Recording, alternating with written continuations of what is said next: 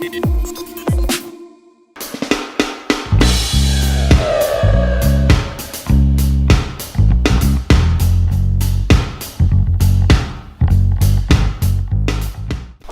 ici qu'on stocke le stock d'urgence qu'on va déployer dès lors qu'il y a une crise, un tremblement de terre, essentiellement catastrophe naturelle, kit de potabilisation de l'eau, enfin tout ce qu'on, petit kit d'hygiène, ce qu'on va distribuer en première réponse.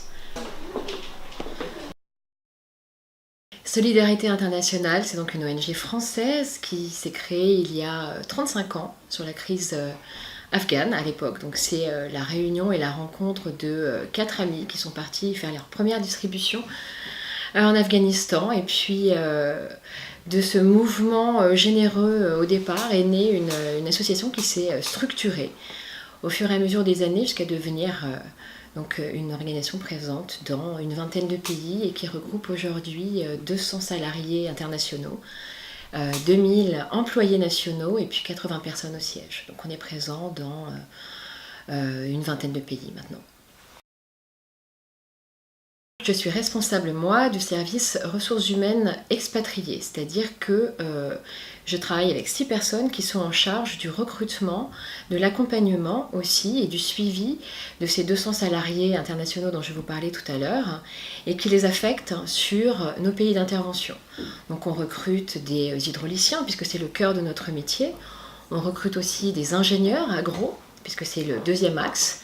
C'est boire, manger, s'abriter, c'est le deuxième axe de notre mandat.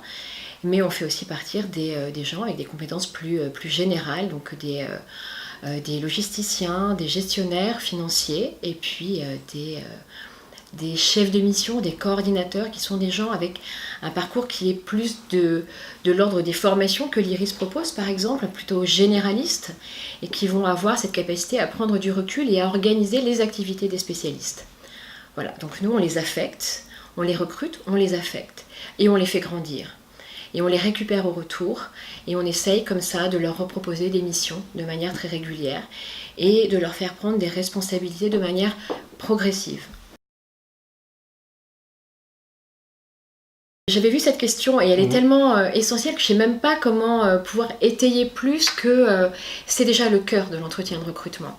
Quand vous vous positionnez sur un poste et que vous voulez partir en RDC, si vous ne connaissez pas l'origine de cette crise, si vous ne connaissez pas son ancienneté, si vous ne savez pas l'inscrire dans le contexte des Grands Lacs, comment pouvez-vous penser à un moment aider les populations alors que vous ne connaissez pas les tenants et les aboutissants de cette crise. Et il est vrai qu'avoir une vision et une veille sur les grandes crises aujourd'hui, c'est absolument indispensable. Un professionnel de l'humanitaire, c'est aussi quelqu'un qui sait lire les grandes crises. Alors pas forcément dans le détail, on ne fait pas partir des spécialistes des Grands Lacs uniquement sur les Grands Lacs. Mais quelqu'un qui sait de quoi il retourne, qui sont les belligérants, qui sont les parties prenantes dans les conflits, etc., c'est absolument indispensable. A fortiori sur des contextes comme le Moyen-Orient, qui sont d'une complexité invraisemblable, je pense que ça évite aussi des grosses erreurs de positionnement, des grosses erreurs dans la gestion d'équipe aussi. Enfin, la géopolitique va avoir des résonances culturelles. Les étudiants, ils commencent, quand ils ont une formation généraliste du type IRIS Sup, ils passent souvent par la case stage. Donc vous avez vu tout à l'heure qu'il y avait des desks, donc ces unités géographiques, et à l'intérieur de ces desks, il y a des stages réguliers qui sont organisés notamment en support aux responsables de programme. Et donc, les étudiants d'IRIS Sup, très souvent, sont très fortement impliqués dans le suivi de ces programmes, dans le rapport, dans les relectures, et ça leur donne une première compréhension du terrain. Ça, sur le socle géopolitique qu'ils vont avoir, c'est parfait.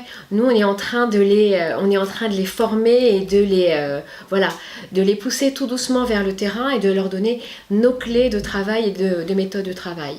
Et en plus, Solidarité est partie prenante au conseil de perfectionnement d'IRIS et on rencontre régulièrement les responsables de formation, ce qui fait qu'il y a une adéquation entre les compétences dont on a besoin sur le terrain et cette formation, ne serait-ce que en veille humanitaire, en contexte géopolitique, en connaissance du cycle du projet. C'est absolument indispensable avant de partir sur le terrain. Les derniers stagiaires qui sont partis il y a 2-3 mois sont aujourd'hui tous sur le terrain.